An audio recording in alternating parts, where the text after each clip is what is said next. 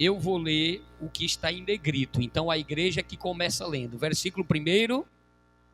E pareceu bem a Dario constituir sobre o reino 120 príncipes que estivessem sobre todo o reino. E sobre eles 3 presidentes, dos quais Daniel era um, aos quais estes príncipes dessem conta, para que o rei não sofresse dano. Então o mesmo Daniel sobrepujou a estes presidentes e príncipes, porque nele havia um espírito excelente, e o rei pensava constituí-lo sobre todo o reino. Então os presidentes e os príncipes procuravam achar ocasião contra Daniel a respeito do reino, mas não podiam achar ocasião ou culpa alguma, porque ele era fiel e não se achava nele erro nem culpa. Então estes homens disseram: nunca acharemos ocasião alguma contra este Daniel, se não a acharmos contra ele na lei do seu Deus. Sente-se dizendo: fala comigo, Jesus. Glória a Deus.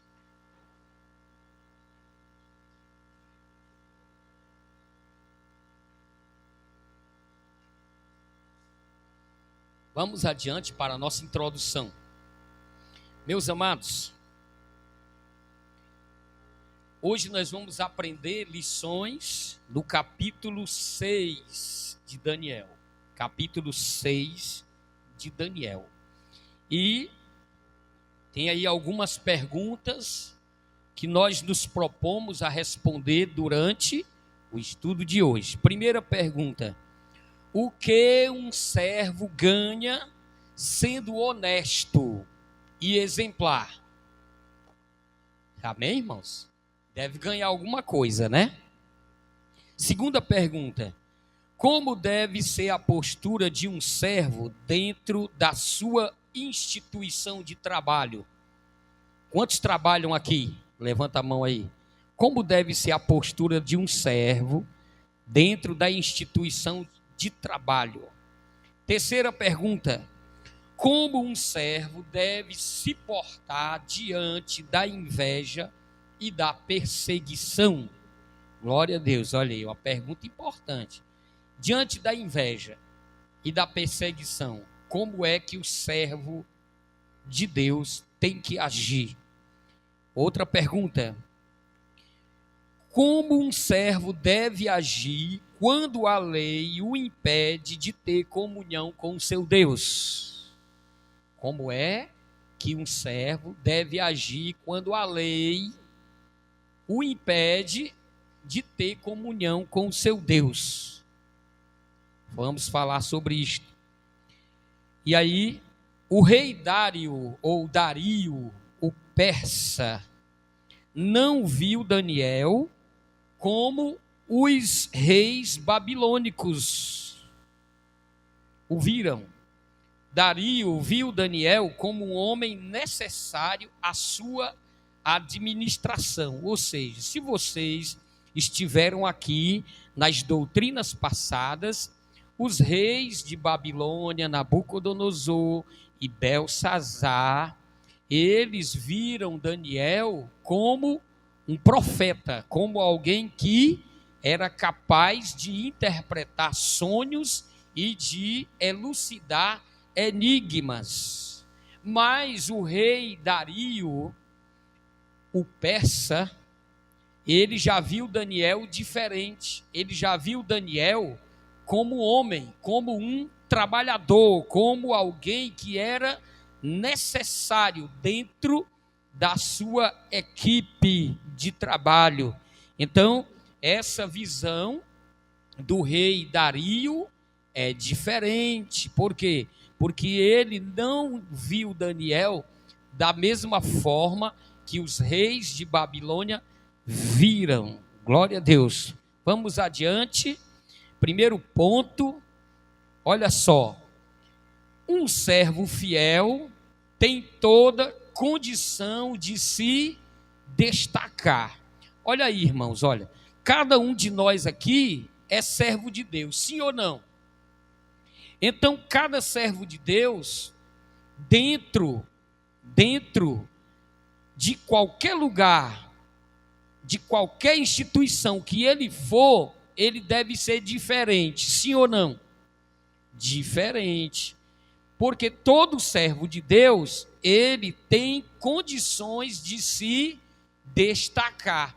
O que é que as pessoas lá fora procuram para trabalhar?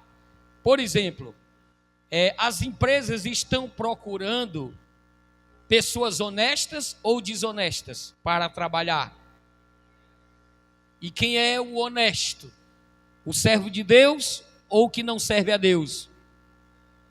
Olha aí.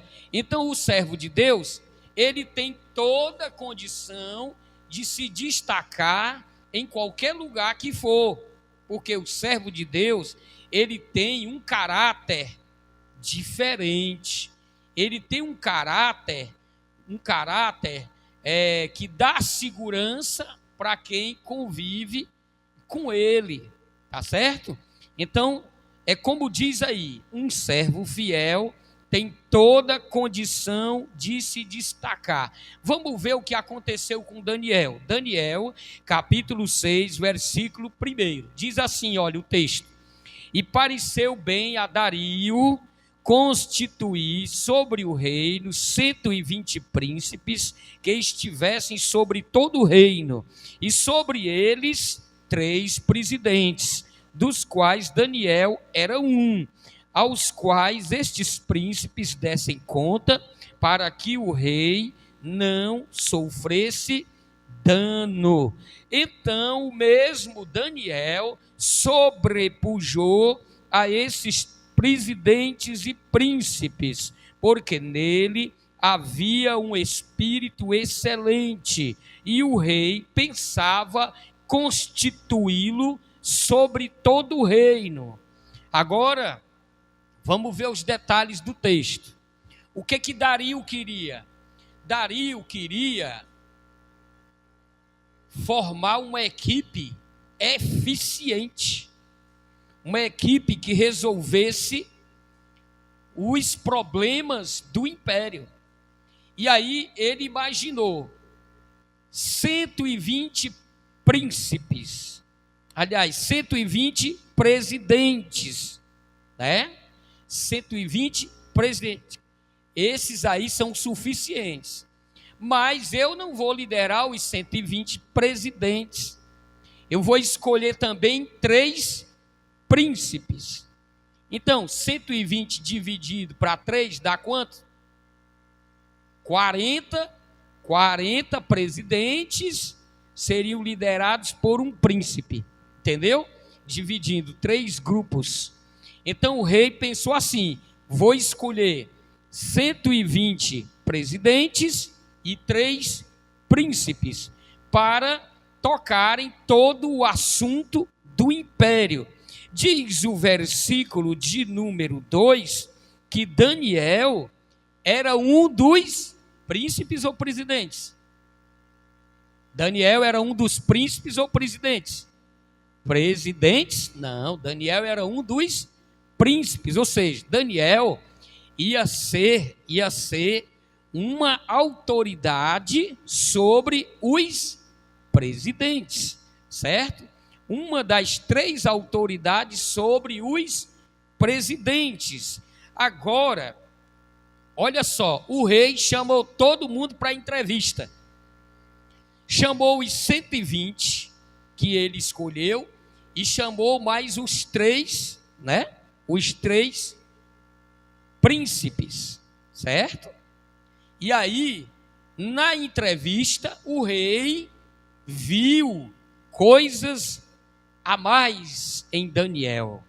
Viu coisas a mais em Daniel. Olha o que diz o versículo de número 3. Depois da entrevista que o rei fez, da investigação, olha aí a conclusão do rei.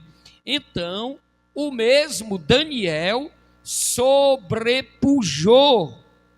O que é sobrepujar? Daniel foi visto como superior. Daniel se mostrou ser mais capaz do que todos os príncipes e do que os outros dois, aliás, sobre todos os príncipes e sobre todos os outros 120 presidentes. Daniel foi reconhecido como sendo mais capaz do que todos. E aí, olha o que termina dizendo o versículo 3. O rei pensava constituí-lo sobre todo o reino. Ou seja, o rei Dário, ou Dario, né? O nome certo é Dario, tá? Ele descobriu essa capacidade em Daniel.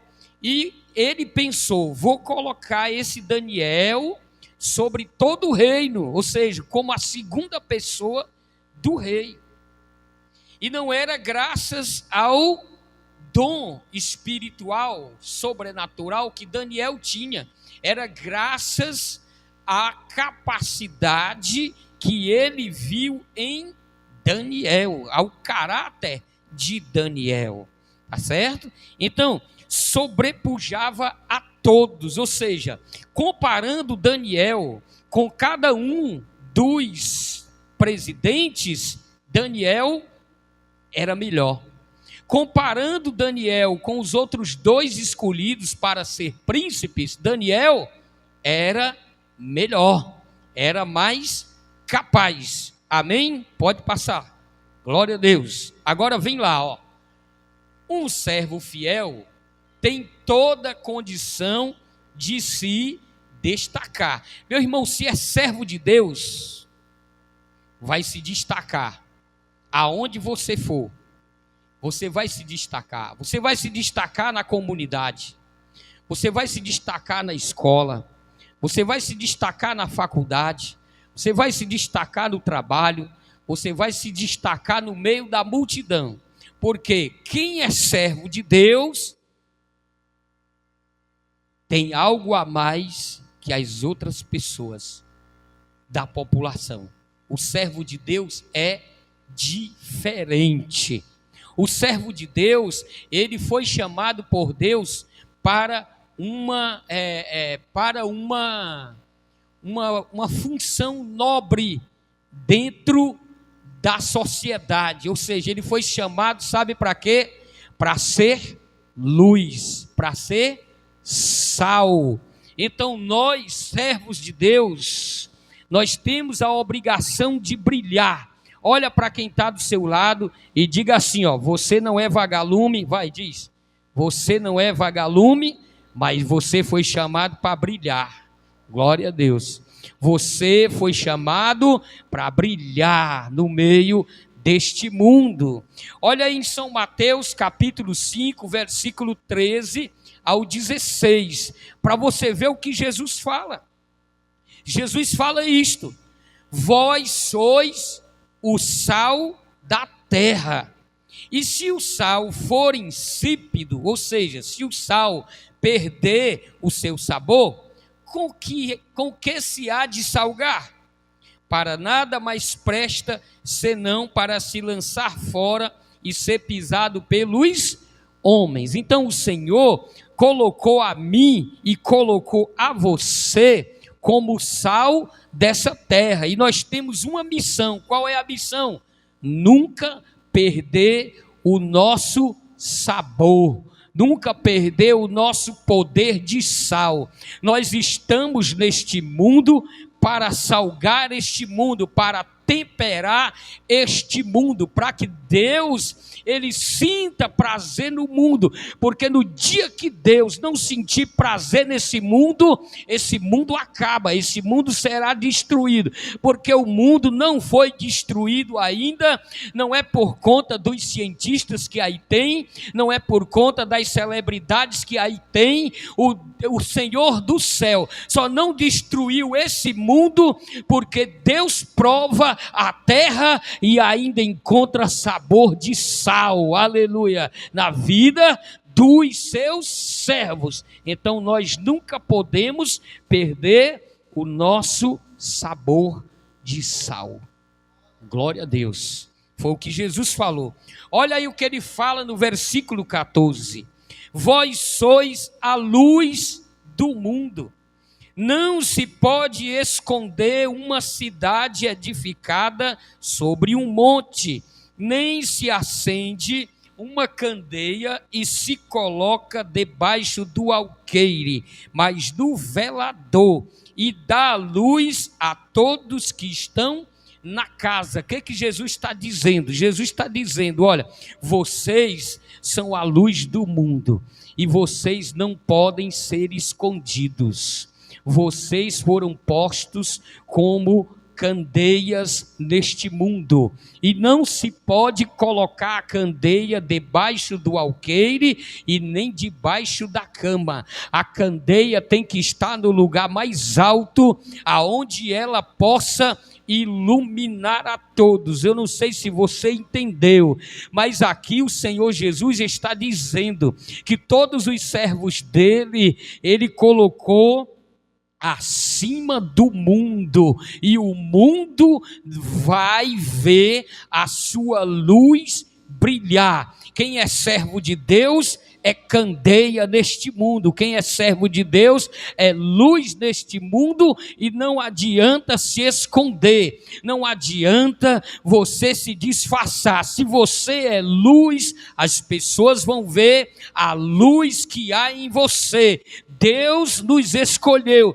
para sermos sal e para sermos luz neste mundo. Então o servo de Deus, ele tem que brilhar também, aleluia. É obrigado a brilhar. Se ele tem luz, vai brilhar. Pergunta para quem está do seu lado, irmão, tu tem luz? Tu tem luz na tua vida? Se você tem luz, alguém vai ver você brilhar. Alguém vai passar por você e vai dizer, olha, este aí ou esta aí que acabou de passar por mim tem luz, é uma serva de Deus ou é um servo de Deus. Mas se não tem luz, quem foi, menino, que passou aí? Ah, aquela irmã. E é irmã? Quem passou aí? Aquele irmão. E é irmão? Por quê? Porque não tem luz. Perdeu a luz, apagou-se. O azeite acabou, e quando acaba o azeite, a lâmpada se apaga. Não deixa o teu azeite se acabar, louvado seja Deus. Não deixa a tua lamparina secar, porque a palavra de Deus diz que o fogo jamais tem que se apagar no altar. Aleluia. E fogo não é grito, fogo não é pulo, grito e pulo não é fogo. O fogo na vida do crente é o Santo Espírito de Deus na sua vida. Se você estiver cheio do Espírito Santo, você está cheio de fogo, você está cheio de luz e você está cheio de sal. Porque luz, porque azeite, luz, fogo, sal, tudo isso aí são símbolos do Espírito Santo. Agora, olha aí a responsabilidade. Versículo 16, eu quero que vocês leiam. A minha responsabilidade e a sua responsabilidade. Olha aí, leia em voz alta para me ver. Assim resplandeça a vossa luz diante dos homens, para que vejam as vossas boas obras e glorifiquem a vosso Pai que está nos céus. Olha aí. Está vendo aí? É responsabilidade. Não é resplandecer a luz de Cristo, não. O texto aí está dizendo que você tem que resplandecer a luz de Cristo? Ou aí está dizendo que é para resplandecer a sua luz? Leia o texto de novo. Assim resplandeça o quê? A vossa luz. Luz de quem? De Cristo ou a nossa? A nossa, resplandeça a nossa luz diante dos homens. Então é a nossa luz. Você tem a obrigação de ser luz. E se resume em quê? A luz que há em nós. Vou ver aqui o que está dizendo o texto. Olha lá, ó. Para que vejam o vosso mau testemunho e glorifiquem ao Pai. É assim que está dizendo o texto? Para que vejam o vosso mau testemunho e glorifiquem a Deus. Como é que está dizendo aí? Para que vejam as vossas boas obras e glorifiquem a Deus. Como é que eu mostro que sou luz? Por aquilo que eu faço, por aquilo que eu realizo, pelas minhas atitudes, por aquilo que eu faço, que mostram a minha santidade e a minha veracidade diante de Deus. Se eu der mau testemunho, é sinal que eu não estou sendo luz. Todo crente tem que mostrar que é luz. E como é que mostra? Pelas suas boas obras. Tem gente que não se preocupa com bom testemunho, né? Mas tem que se preocupar, porque a palavra de Deus diz que todo aquele que profere, ou seja, todo aquele que fala no nome de Cristo, tem que se apartar da iniquidade. É vergonhoso se eu digo que sou servo de Deus e eu estou fazendo obras que envergonham o nome de Jesus. Então eu não estou sendo luz, eu estou contribuindo para as pessoas blasfemarem de Deus. Olha o crente aí, olha a crente aí, e é porque é crente. Então eu não estou sendo luz. Agora, quando eu tenho boas obras não é dar esmola a cego, não.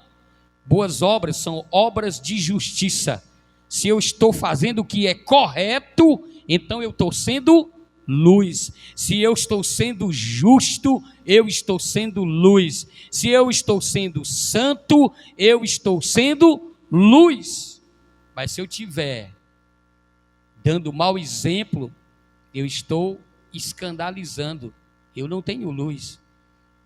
Disse Jesus: é necessário que escândalos venham ao mundo, mas ai daquele por meio do qual o escândalo vem. Viu? Não é pesado isso aí? Então nenhum de nós deve andar com escândalo, nem em meio de rua, nem dentro de casa, em lugar nenhum. Por quê? Porque os olhos do mundo estão postos em nós. Viu? Estão postos em nós. Então nós precisamos ser essa luz. E o que é ser sal e luz? Só indo para o lado prático. O que é ser sal e luz?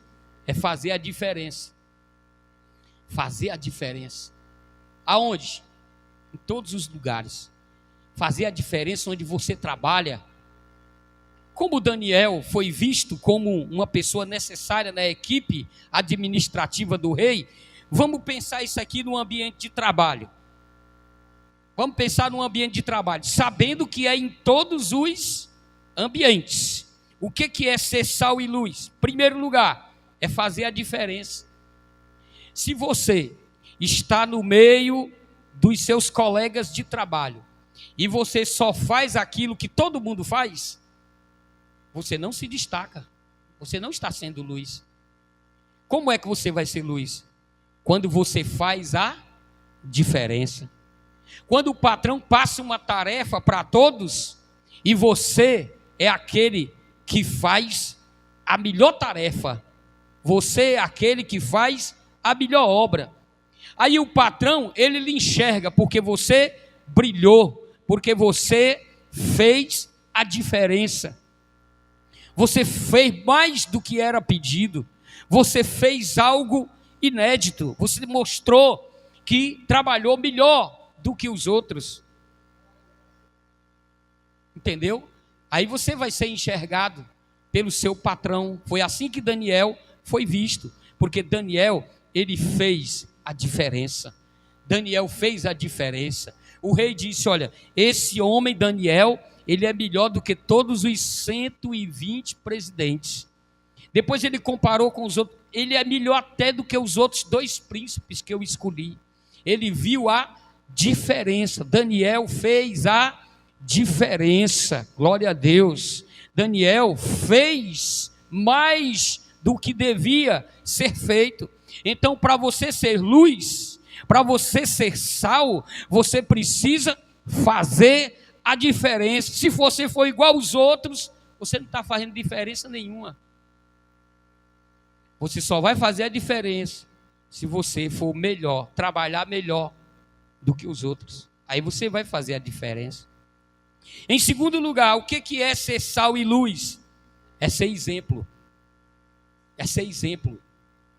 Uma pessoa que seu chefe, seu líder, possa chegar e dizer assim: gente, olha, vocês não precisam de muita coisa, basta vocês serem como este irmão aqui. Seja como esse irmão, faça como esse irmão faz. Pronto, você está sendo exemplo. Está sendo exemplo. Existe 2 tipos de gente do mundo. Existe o Maria vai com as outras, e existe aquele que é exemplo. Viu? Todo lugar tem. Aquele que quer ser igual a todo mundo, Maria vai com as outras. Não, nós não vamos fazer isso aí não.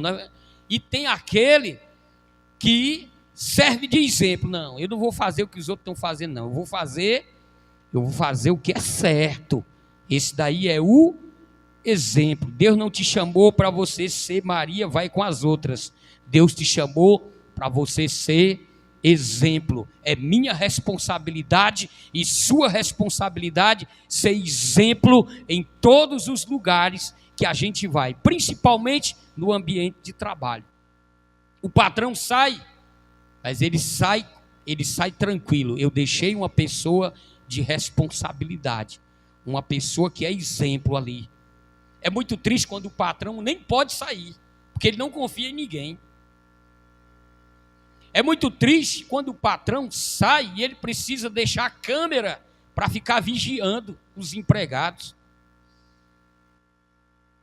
porque ele não vê exemplo ali, entende?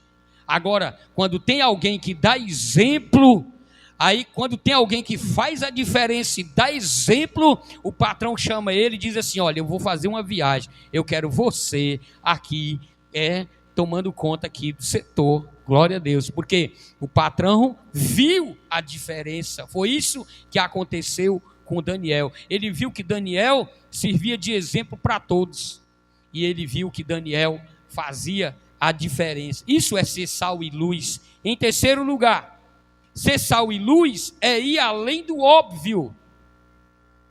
O que é ir além do óbvio? É você ir além daquilo para o que você foi contratado, daquilo para o que você foi chamado. Jesus fala disso.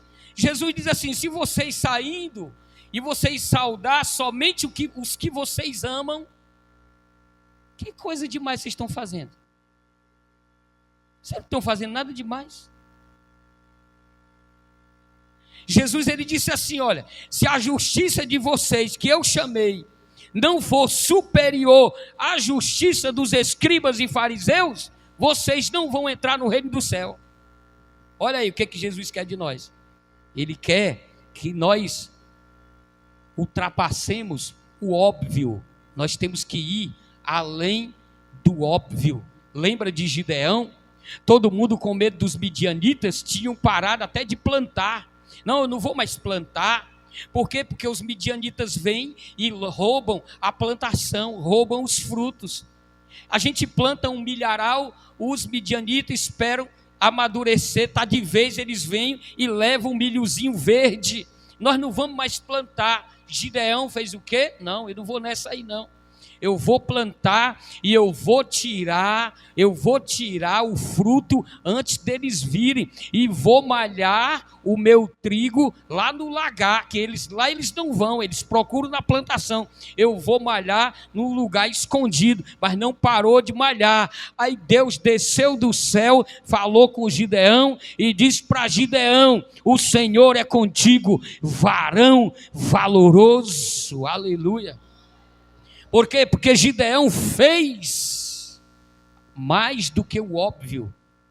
Gideão foi criativo. Gideão, ele não parou. Quando muitos pararam, Gideão não parou. Se você vê alguém parando do seu lado, não pare, diga para ele: ei, não pare, eu não vou parar, então não pare. Mas se você parar igual os outros, você não vai estar indo além do óbvio. O Senhor quer que você vá até o fim. O Senhor quer que você vá até o fim. Olha para quem está do seu lado e diga assim: ó, vamos juntos até o fim, não vamos parar. Aleluia. O Senhor está nos esperando do outro lado. O que é ser sal e luz? É não se fazer de coitado. Tem gente que está lá no ambiente de trabalho, aí não faz nada que preste. Está lá só para receber o dinheiro no final do mês. Chega atrasado, bota atestado, quando vem trabalhar é de mau gosto, mas no dia de receber o dinheiro, aí ele não atrasa não, é o que chega mais cedo. O patrão vê isso, vê ou não vê? Vê, o patrão vê isso. Aí o patrão disse: rapaz, o que está acontecendo com você? Você não está trabalhando que preste, eu estou te pagando direitinho, vamos se esforçar, senão eu vou ter que lhe botar para fora. Aí a pessoa diz assim: ô patrãozinho, não me bote para fora não, patrão, eu preciso tanto desse emprego, olha, eu tenho 5 meninos para dar de comer, patrão, não me bote para fora não. Começa a cantar a cantiga do coitado. Patrão não faz caridade para ninguém. Patrão lhe contrata para você dar conta do trabalho. Viu? Patrão não está ali para fazer caridade. Ele lhe contrata para você dar conta do seu trabalho. Não é negócio de ficar com negócio de coitado. Ah, é porque eu sou coitado, sou pobrezinho, preciso desse ganho. Tu precisa desse ganho, então se esforça para poder não perder o lugar, porque se você não se esforçar, o patrão te bota para fora e tem aí 13 milhões de desempregados esperando para ocupar a tua vaga. Viu aí? Tem 13 milhões de desempregados esperando para ocupar a tua vaga. Olha para quem está do seu lado, diga assim: ó, se esforce, não perca a sua vaga não, viu? Não perca, se tu não quiser, tem um monte de gente querendo, viu? Então é isso, é não se fazer de coitado, é fazer por onde merecer. Foi isso que Daniel fez, a diferença. Por isso que o rei disse assim: não, esse Daniel aí, ó, é para ele estar, é como a minha segunda pessoa no reino. Por quê? Porque Daniel sobrepujou em capacidade a todos os outros. Aleluia. O que é ser sal e luz? Por último, é mostrar que é necessário. Sabe qual é a pergunta que é mais feita hoje nas entrevistas de emprego? Essa daqui, ó. Por que a empresa deve lhe contratar? Eita, perguntazinha, né? Por que a empresa deve lhe contratar? Se você disser: não, é porque eu sou pai de família e eu tenho muitas contas para pagar, estou endividado, perdeu. A empresa não está interessada nas tuas contas, porque quem está devendo é você, não é a empresa. O que a pessoa tem que responder? A empresa deve me contratar porque eu sou um excelente profissional, eu já trabalhei nessa área, em empresa fulano de tal, lá eu fazia isso, fazia aquilo, já trabalhei em outra área também, lá eu fazia isso, fazia aquilo, trabalhei tantos anos naquela outra empresa fazendo isso e aquilo, e aí eu só saí de lá porque infelizmente teve a Covid-19, a empresa teve que fechar as portas e eu fui para fora. Mas eu tenho certeza que se essa empresa me contratar, eu vou contribuir para essa empresa ter uma boa lucratividade, porque eu sou trabalhador. A empresa precisa de mim. Está empregado, se você responder assim. Por quê? Porque, olha, ser sal e luz é mostrar que é necessário. Deixa eu te perguntar, você que é trabalhador aqui, se você fosse botado para fora da empresa que você está, a empresa ia sentir tua falta? Hein? A empresa ia sentir tua falta? Ia? Se a resposta for sim, parabéns, a empresa não vai te botar para fora. Mas se a resposta for, não, qualquer um faz o que eu faço ali, vai para fora. Se não foi hoje, vai daqui a algum tempo. Porque você não está fazendo nada demais. Viu? Nada demais. Eu fui visitar uma das empresas do Edson Queiroz, a Esmaltec, lá em Fortaleza. Tinha um cartazão maior do que esse púlpito aqui, ó. Numa parede. Lá estava escrito assim, ó: não falte ao trabalho, porque o patrão pode concluir que você não faz falta. Ou chute na cara. Você está entendendo? Olha aí. Você, para ser sal e luz, você tem que mostrar que é necessário dentro da empresa. Nenhuma empresa bota para fora um empregado que ela tem necessidade dele. Não bota, não. Bota os bonequeiros. Bota os chupa-sangue. Bota aqueles que não estão fazendo a diferença. Quando tem um corte, por que a Grendene bota muita gente para fora? Eu já trabalhei lá, gente. O supervisor chegava para mim e disse: olha, a empresa vai ter que ter corte. Diga aí para mim quem é que não está prestando no seu setor, que esse daí vai para fora, me dê a lista. Aí eles diziam assim, ó, tem que botar 10 do seu setor, escolha aí quem é que vai. Eu ia escolher os melhores, eu escolhia, eram os bonequeiros, aqueles que estavam dando era trabalho para trabalhar. Bota esses 10 aí, que não vai fazer diferença nenhuma, eu me viro com o resto. Está entendendo? É assim que as coisas funcionam. Ou você é luz, ou você faz a diferença, ou você é farinha do mesmo saco, junto com os outros que não faz falta nenhuma em lugar nenhum. Você é servo de Deus. Você tem que ser sal e luz nesta sociedade. Olha para quem está do seu lado e diga assim: olha, a sua missão é grande, viu? Pode dizer, vai, diz. Sua missão é grande. Você tem que brilhar. Você tem que ser bom. Você tem que ser o melhor. Não confunda ser o melhor. É porque as pessoas dizem assim, não, ó irmão, nós tudinho aqui, nós trabalhando de um jeito só, mas o irmãozinho ali é babão. É babão, é? Ou o irmãozinho está trabalhando certo? Ou o irmãozinho está mostrando ali serviço? Ou o irmãozinho está fazendo a diferença? Por quê? Porque quando a pessoa faz a diferença, os outros já começam a perseguir. Olha aí, tem um babão aqui. Ei, toma cuidado aí, ó. Tem um babão aqui, ó. Entrou agora, ó. Já está querendo armar a rede, ó. Ó, olha, ó. Já está querendo o nosso lugar, ó. Olha, ó. Ó, babão. Não se preocupe com esse tipo de gente. Faz o teu trabalho. Mostra a diferença. Você está ali para brilhar. Deus te chamou para você brilhar aonde você estiver. Viu, irmão? Tem gente que diz aí que o mundo é dos espertos, mas as pessoas confundem esperteza, né, com outra coisa. Ser esperto não é ser, enrolão, viu, de nada. Ser esperto, sabe o que é? É fazer a diferença. O mundo é daqueles que fazem a diferença.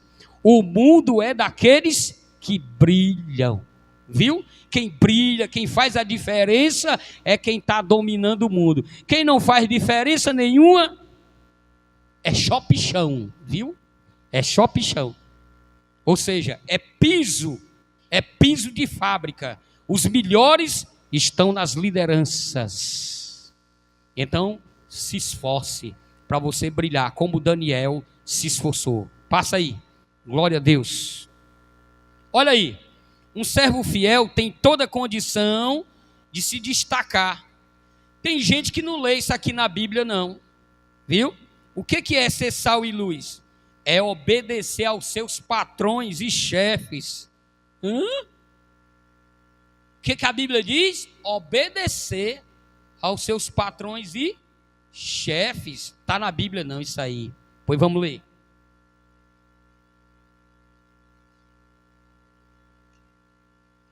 Efésios 6 e 5 até o 7.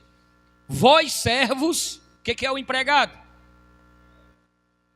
Vós servos, obedecei a vossos senhores segundo a carne. O que é isso aí? Senhores segundo a carne. São os seus senhores, homens. São seus chefes, seus patrões.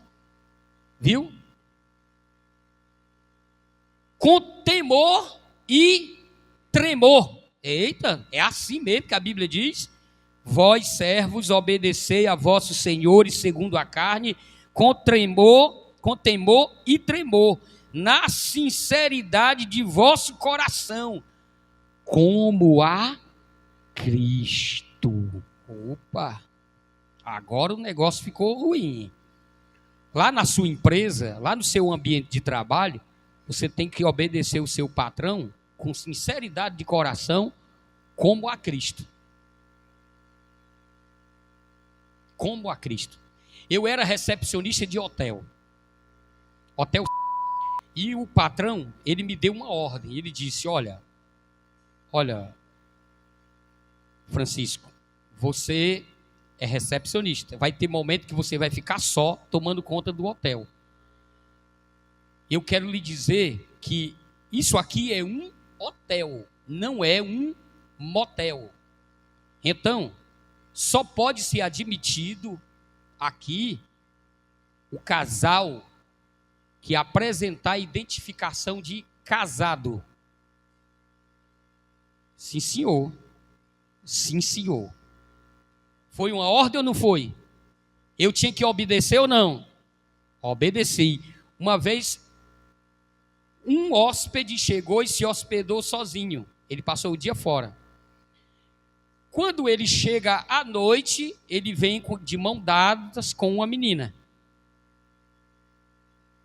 Aí pediu a chave do quarto. Aí eu disse, boa noite, com licença. Essa pessoa que o senhor está trazendo é sua esposa? Perguntei educadamente. E ele disse, o que te interessa, se ela é minha esposa ou não? Eu disse, não, é porque eu tenho uma recomendação do patrão de identificar. Quando é casal, eu tenho que pedir a identificação de quem é a pessoa, para me poder lhe dar acesso ao apartamento. E outra, ela não foi registrada como hóspede, só o senhor está registrado como hóspede. Rapaz, esse homem estava com um sanduíche na mão, ele mirou em mim, aí ele jogou na minha cara. Como eu lutava arte marcial, eu só fiz me esquivar. Tchum! Ligeiro, né? Glória a Deus. Aí sujou a parede todinha da recepção, na parede. Aí eu, eita. Aí disse, você não tem direito. Sim, senhor, eu tenho esse direito. Já que o senhor fez isso, o senhor não vai ter permissão para entrar no hotel. E se o senhor criar problema, eu chamo a guarda. Está bem aqui. É só apertar esse botão. O que o senhor vai querer? Aí tinha um advogado assim do lado. Aí o advogado abriu a capanga e disse assim: irmão, se quiser dar um tiro nele, pode dar, que eu resolvo a sua parada. Aí eu disse assim: não precisa disso. Ele voltou com a mulher. Foi para outro canto. Aí ele disse que ia me botar para fora. Eu disse, tudo bem, não tem problema não. Aí ele deu a saída do hotel, tudo direitinho, e ele foi visitar o patrão, que o patrão só via uma vez, né, por mês. Ele foi visitar o patrão e coincidiu de ser na mesma semana. Aí ele me denunciou para o patrão. O patrão me chamou, eu cheguei lá, aí expliquei: não, patrão, eu não permiti o acesso dele, porque aquela não era a esposa dele. O que foi que o senhor me disse? Que eu não permitisse a entrada de casal, a menos que se registrasse como marido e mulher. Não foi isso que o senhor me falou? Foi isso que eu lhe falei. Pois é, eu continuo achando que o hotel é hotel e não é motel. Se o senhor quiser me botar para fora, o senhor pode botar. Eu cumpri com a sua ordem. O que o patrão me disse? Não, você não vai para fora não. Você fez o que eu lhe mandei fazer. Pronto, beleza. Tranquilo. Então, nós temos que ser obedientes ao nosso patrão, como a Cristo. Não é não que o texto está dizendo aí? Vós, servos, obedecei a vossos senhores segundo a carne, com temor e tremor, na sinceridade de vosso coração, como a Cristo. Versículo 6. Não servindo à vista como para agradar os homens, mas como servos de Cristo, fazendo de coração a vontade de Deus, servindo de boa vontade como ao Senhor e não como aos homens. Então, a minha relação com o patrão tem que ser assim, ó: vou servir o meu patrão como eu sirvo ao Senhor. Qual é o patrão que vai botar um empregado desse para fora? Os patrões, eles querem empregados de confiança. E se eles empregarem um crente que não merece confiança, é um escândalo, não é não? Porque um crente que não é de confiança é um escândalo. O crente, ele tem que ser de confiança. Por isso que o crente, quando obedece a Cristo e a palavra, ele brilha, ele cresce dentro das empresas. Ele cresce, como Daniel cresceu aqui, do conceito do rei. Tá? Então, pode passar. Glória a Deus. Terminando, um servo fiel enfrentará fúria e trama de invejosos. Alguém aqui já enfrentou inveja?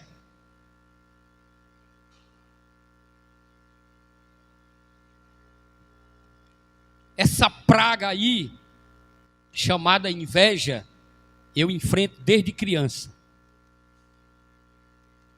Desde criança que eu enfrento essa praga chamada inveja. Na escola, eu nunca fui reprovado em escola. Apesar de ser um menino doente na minha infância. Eu passava de 6 meses internado, está aqui a minha tia Loura de testemunho. 6 meses internado entre essa Santa Casa e esse doutor Estevão. Mas era internado no soro e estudando.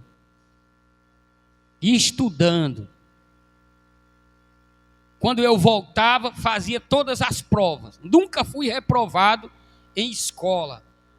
Eu sempre fui dos melhores alunos em sala de aula. Eu nunca baguncei em sala de aula. Eu procurava me sentar nas primeiras cadeiras. Tinha a turma da bagunça que fica sempre atrás. Eu nunca me sentei atrás, na turma da bagunça. Sempre fui elogiado pelos meus professores e pelos meus diretores. Mas eu era odiado, porque eu recebia elogios. Não elogios de puxa-saquismo, mas elogios de boas notas, de bom comportamento, de liderança. Eu fui líder de classe muitos anos. Quando eu fui para a Marinha, eu era o homem mais baixo, como hoje eu não consegui crescer. Glória a Deus. Mas eu fui o segundo colocado do Nordeste, numa turma de 430 homens. Viu aí?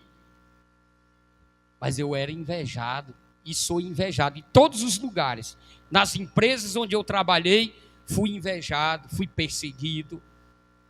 Mas tem uma coisa, nunca saí sujo de lugar nenhum. Entrei limpo e saí limpo e com honra, para a glória de Deus. E os invejosos sempre tentaram puxar o meu tapete, mas eis-me aqui de pé, porque toda a vida me ajudou o Senhor, aleluia.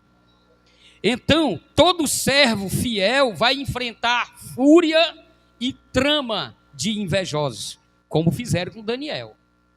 Daniel foi invejado, e os adversários de Daniel se reuniram.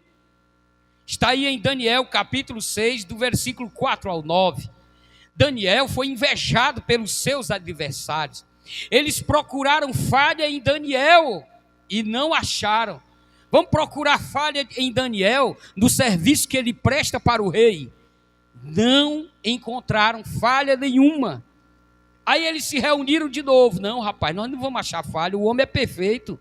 O homem faz tudo o que o rei pede. O homem não tem falcatrua, não tem podre na sua vida, no seu serviço. Trabalha correto. Nós nunca vamos achar culpa nenhuma nele, se a gente não se apressar e não tramar alguma coisa contra ele na lei do Deus dele. Aí se juntaram, porque assim, quando é para derrubar um servo de Deus, os invejosos se juntam. Pode ser inimigo, mas se juntam. Herodes e Pôncio Pilatos eram inimigos, mas para matar Jesus, condenar Jesus, os inimigos se tornam amigos. Preste atenção nisso. E aí então, o que aconteceu? Disseram, vamos criar aqui uma lei e vamos fazer o rei assinar. Ora, Daniel não vai deixar de orar. Então vamos criar uma lei proibindo todas as pessoas a orarem para qualquer Deus. Em vez de fazer pedido para Deus, é para fazer oração para o rei, pedido para o rei. Aí o rei assina, Daniel não vai deixar de orar, então a gente pega ele, né? A gente pega ele com a boca na botija e a gente condena ele. O rei vai ser obrigado e vamos criar uma pena. A pena vai ser cova dos leões. Beleza. Fizeram isso. Foram lá no rei, seu rei, nós estamos propondo uma lei aqui, o senhor é uma autoridade. Aí então, assim, a gente acha que todo homem tem que parar por um período de fazer oração para qualquer Deus. Todo pedido tem que ser feito para o senhor. Aí o rei, olha, é verdade, eu aceito. Aí tá. Aí, seu rei, o que errar vai ser jogado na cova dos leões. O senhor assina? Assino, assinou. Pronto, fez a lei. Muito bem, agora pode passar. Olha só. Aí eu pergunto para você, Deus vai permitir o servo fiel se acabar por causa dos invejosos? Sim ou não? Pronto. Fizeram a lei, o rei assinou. Daniel soube da lei, e aí, como é que o servo fiel enfrenta fúria e trama de invejosos? Alguém aqui já sofre com inveja de alguém? Levanta a mão para me ver. Então você presta atenção. Olha aqui, como é que você vai lidar. Daniel, pois, quando soube que o edito estava assinado, entrou em sua casa. Ora, havia no seu quarto janelas abertas do lado de Jerusalém. E 3 vezes no dia se punha de joelhos e orava e dava graça diante do seu Deus, como também antes costumava fazer. Olha aí como é que Daniel enfrentou a inveja. Primeiro, ele priorizou a sua relação com Deus. O que o edito estava proibindo? Daniel de orar. O que Daniel fez? Eu sirvo a Deus, eu falo com Deus. Essa lei aí está me proibindo, mas eu não vou obedecer isso não. Eu vou continuar servindo a Deus. E não tem lei que me impeça. Vou continuar servindo a Deus como antes. Aí Daniel priorizou a sua relação com Deus. Não deixe ninguém tocar na sua relação com Deus. Não deixe ninguém nem nada te tirar da tua comunhão com Deus. Não vá na onda de ninguém, não caia, nem que tenha uma lei proibindo, não deixe de servir a Deus, porque o servo fiel, ele não deixa de servir a Deus, nem que tenha uma lei proibindo. Glória a Deus. Em segundo lugar, Daniel, ele enfrentou, sabe o quê? Com oração. Oração. Vamos ver aí a oração de Daniel, alguns aspectos. Primeiro, a oração de Daniel foi aonde? Aonde? Na sua casa. Daniel foi para a oração na sua casa. Olha aí, oração em casa. Tem gente que abre a boca e diz assim, ó, ei, a oração tem que ser no monte. A oração tem que ser no monte. Legal. Jesus disse, quando você for orar, você entra no teu quarto, no teu aposento. A oração no monte não é errada, mas eu não posso dizer que a oração que Deus escuta é só a que está no monte. Deus escuta a oração em casa. Você tem que ter um quartinho de oração na sua casa. Quem já assistiu o filme Quarto de Guerra? Alguém já assistiu? Assiste de novo. Eita. Tenha um lugarzinho na sua casa para você orar. Viu? Está aqui um pastor que nunca foi para monte. Eu nunca fui para monte orar, mas eu nunca deixei de orar. E eu oro lá em casa, glória a Deus. Oro na igreja e oro lá em casa também. Na igreja eu oro menos, eu oro mais em casa. E o Senhor escuta a minha oração, viu? Aí eu pergunto, aliás, pergunte para quem está aí do seu lado. Você tem casa? Você tem casa? Você tem casa? Você tem casa? Hein? Faça da sua casa um lugar de oração.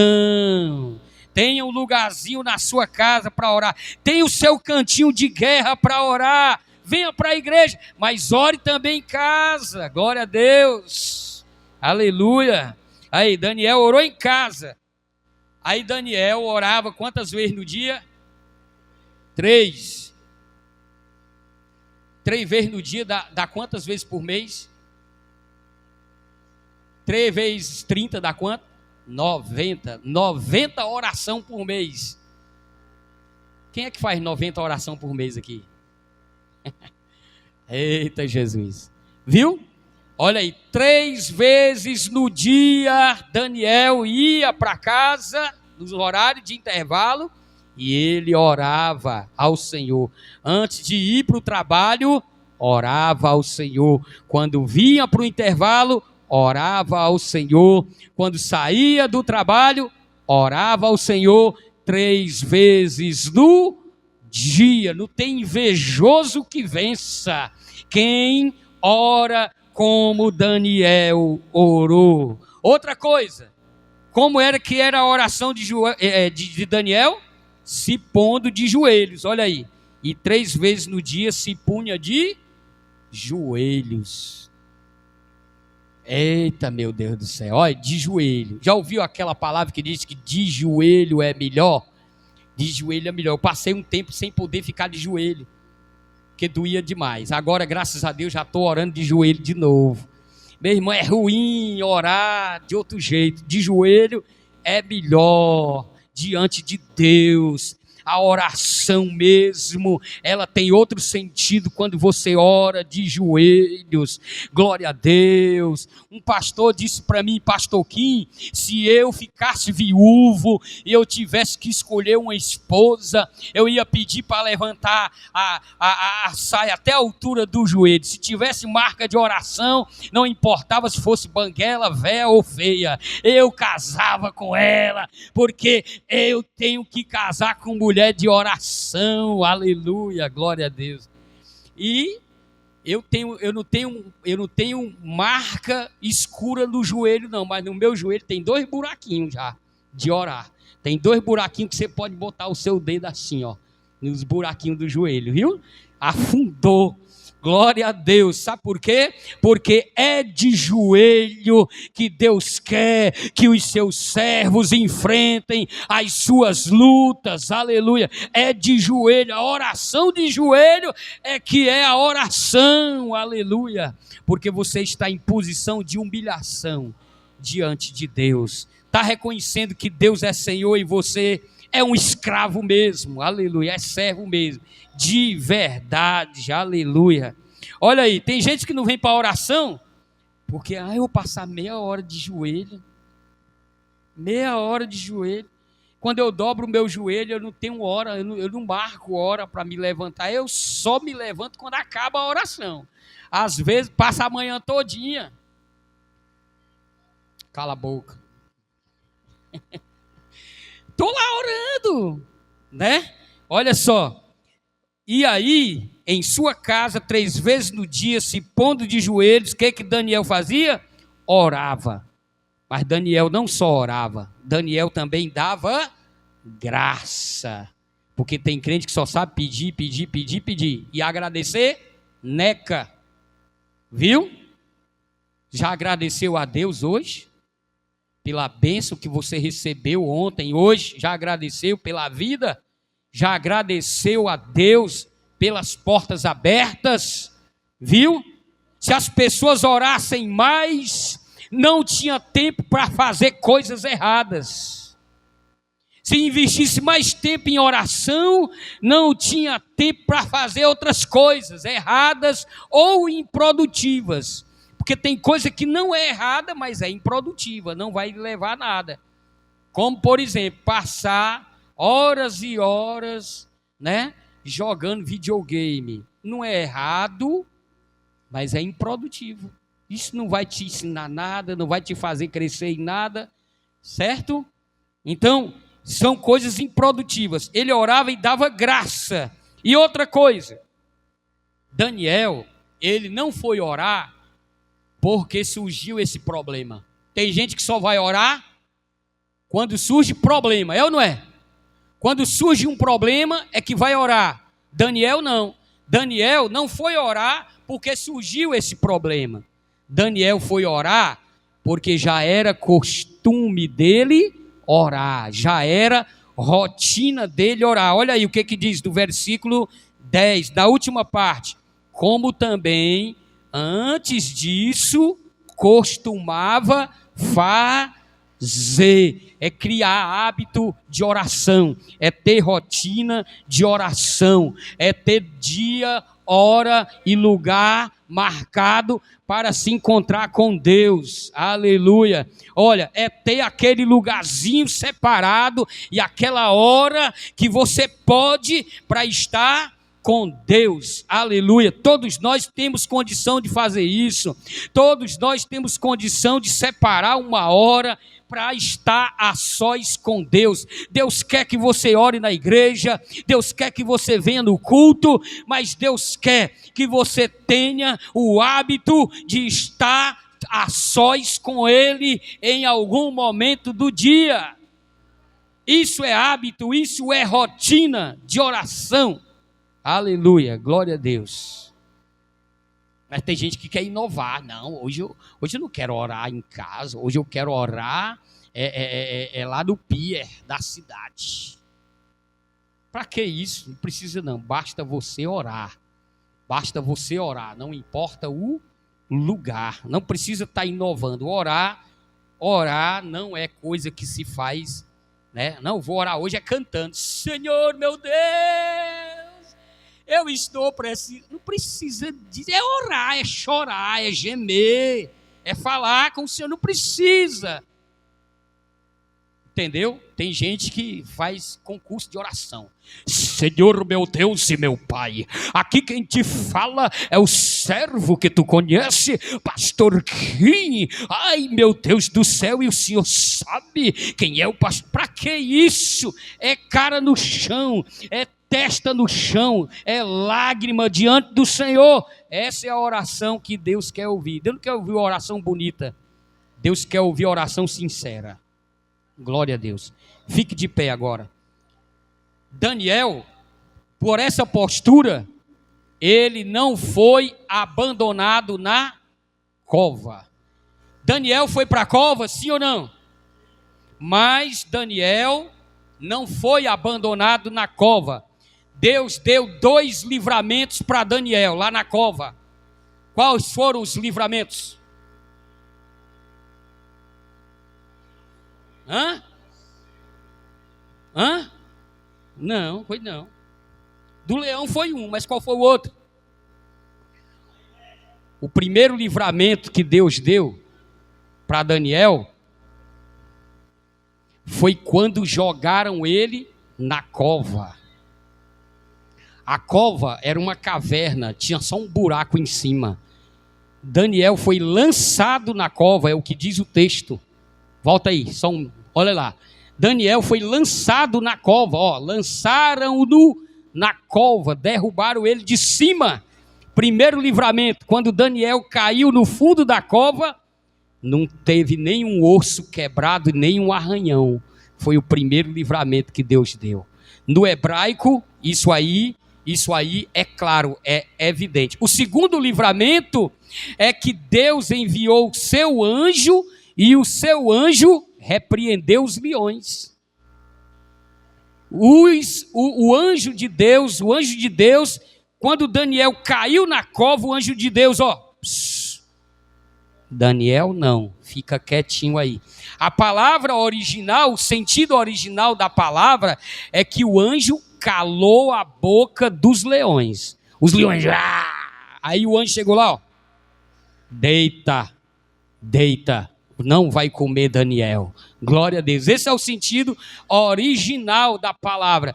Deus não deixou Daniel ser destruído por causa das tramas dos invejosos. Se você é um servo fiel, você vai ter muitos adversários e muita gente que vai tramar contra ti. Mas olha, Deus nunca vai ser por eles.